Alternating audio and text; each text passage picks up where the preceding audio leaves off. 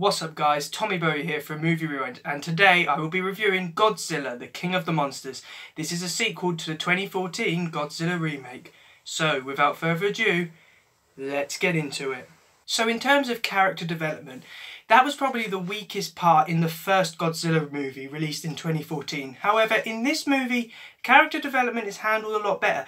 The characters, unlike 2014, are a lot more likeable, and they're also developed. It is a father trying to find his wife and daughter who have gone missing. They've been taken by some environmentalists who believe that these titans, Godzilla and the rest of the monsters, should rule the world and bring back the balance of power.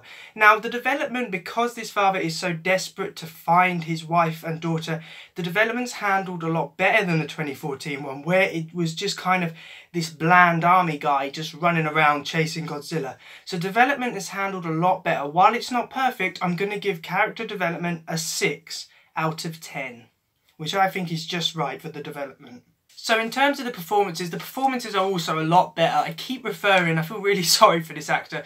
The main character in the 2014 version was not great. I felt he was very bland and his performance and delivery was quite wooden. That might be something to do with the material he had.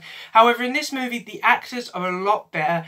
They get given a script which I think they can work with. And of course, the main thing about these Godzilla movies is there is a lot of action, there is a lot of violence, and the actors have to make it look realistic. Even though most of the time it isn't realistic, they've got to make it look like they're there and they're invested. And all of these actors are invested and they give good performances. So I'm going to give performances a 6 out of 10 because, to be honest, the calibre of the actors and actresses is really well done. And I think they all perform really well, especially the younger actors. Now, probably the best thing about this movie are the effects. They're brilliant. I can't really fault these effects. All of the monsters, there's a lot of detail given to them. In the 2014 one, some of, especially the two bug-like creatures, I felt like their designs were a bit bland. However, because they have a lot more to work with in this movie, they really do go for detail with the monsters, and the action scenes really do look, you can see the weight of these monsters. These are giant titans. You know, they're not small little things, and you can feel the weight when they're crushing through cities and that. It's just brilliant. So the effects I'm going to give an 8 out of 10 because they're a lot better than the 2014 version. Now, in terms of the story and writing, I knew what I was going to get when I went into this movie, and that was I wanted to have some fun and I wanted to see monsters fighting one another. Now, I know, you know, I'm not a professional reviewer, but they're always looking for, you know, a really interesting story, complex characters.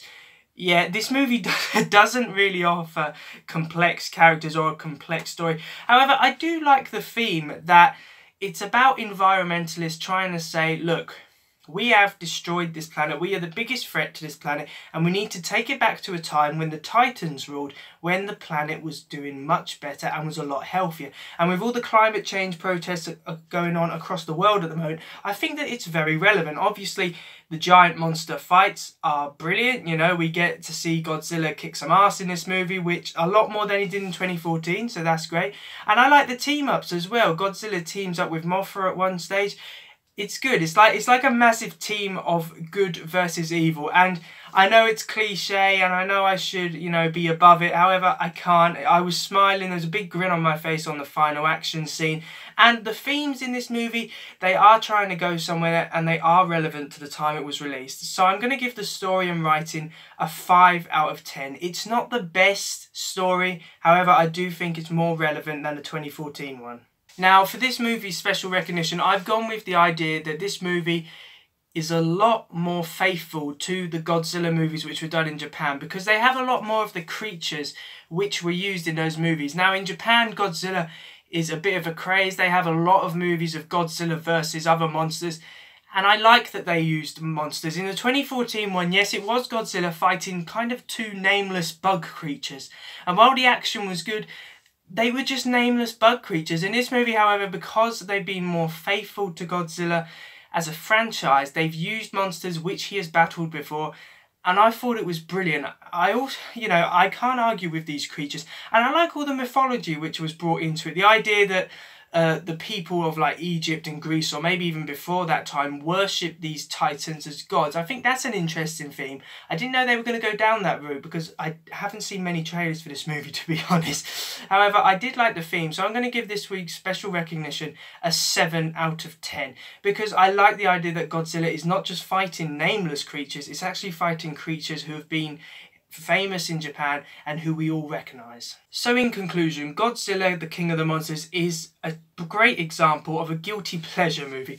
While the character development isn't great and there's some areas in the script which obviously would need to be reworked, it gives you something which you knew you wanted to see, and that is giant monsters fighting each other. You root for Godzilla because he's a badass and he can take on all these monsters by himself. And that is why I'm going to give Godzilla the King of the Monsters a 32 out of 50, which gives it a grade 3 ranking. And I'm not going to lie, that is higher than I thought I would give it. Maybe it's because, you know, I just had a lot of fun with this movie. I don't really know. It's not great. However, it is a guilty pleasure. So thanks for watching, guys. I really do hope you enjoyed this movie review. Please remember to like, comment and subscribe in order to receive great and maybe even improved quality content in the future. And I will see you in another one. See ya.